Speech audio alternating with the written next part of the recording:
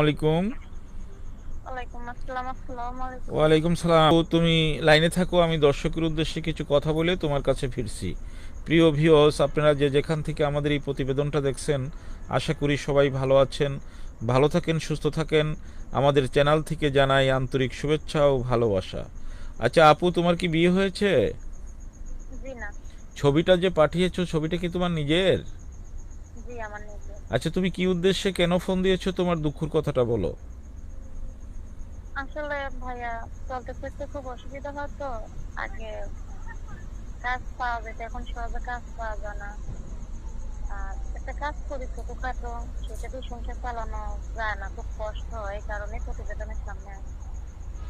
আচ্ছা আপু, তোমার এই কথাগুলো শুনে যদি কোনো হৃদয়বান ভাই তোমার পাশে দাঁড়াইতে চায়, তোমার দায়িত্ব নেয় এবং তোমাকে সারা জীবনের সঙ্গী তৈরি করতে চায়, তাতে তুমি রাজি আছো?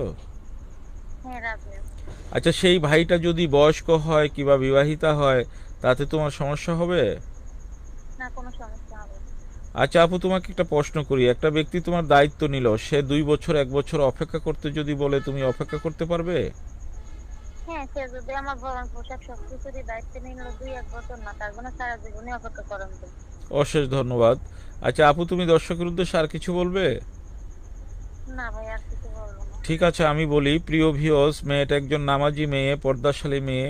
মেয়েটাকে কেউ খারাপ কোনো কমেন্ট করবে না এবং খারাপ ভাষা নিয়ে মেয়েটাকে কেউ ফোন দেবে না।